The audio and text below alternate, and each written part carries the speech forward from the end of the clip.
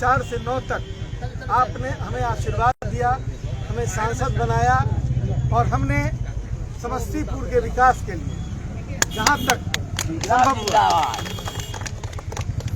संभव हुआ जो आपने हमारे हाथ में ताकत दी थी उसका पूरा सदुपयोग करके हमने समस्तीपुर के लिए लगभग 950 किलोमीटर सड़क निर्माण का कार्य किया और इसमें हम शुक्रगुजार हैं अपने नेता माननीय लालू प्रसाद जी के, जो उस समय भारत के रेल मंत्री थे, और स्वर्गीय रघुवंश प्रसाद सिंह जो ग्रामीण विकास मंत्री थे।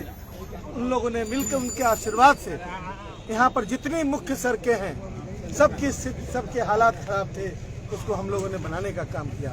समस्तीपुर जिला को पिछड़े जिले की श्रेणी में शामिल कराया।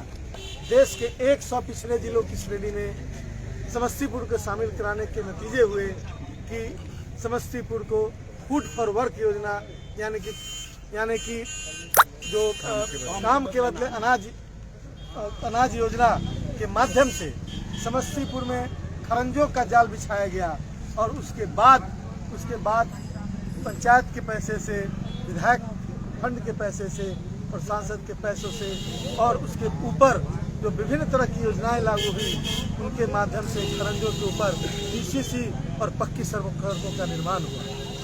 आज समस्तीपुर ही नहीं पूरे बिहार के गन्ना किसानों के गन्ना के मूल्य में वृद्धि की गई, 20 रुपए की वृद्धि। यह आज तक की सबसे अधिक वृद्धि है।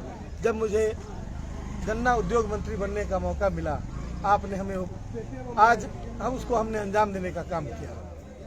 राजस्व विभाग में भी जब जो मौका मिला उसका पूरा सदुपयोग हमने जनता के हक में किया।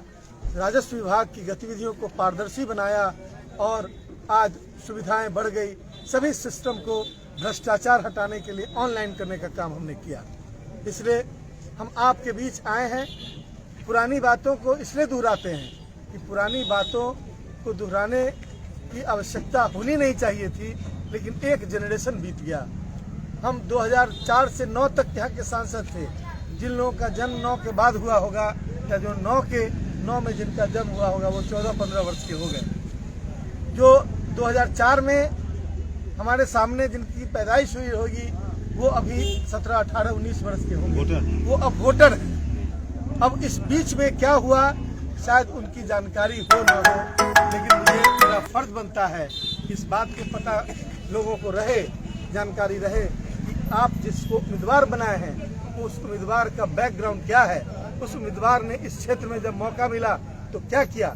मैं उसी कारण से इन सारी चीज़ों को याद दिलाता हूँ।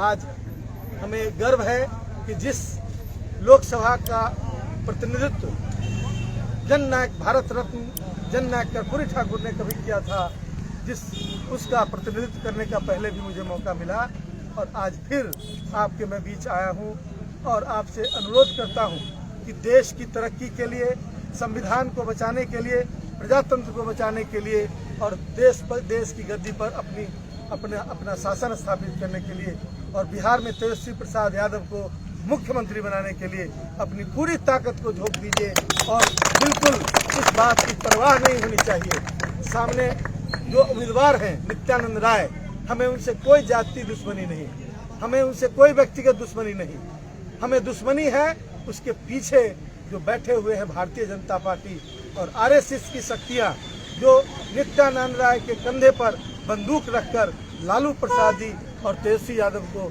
निशाना बना रहे हैं।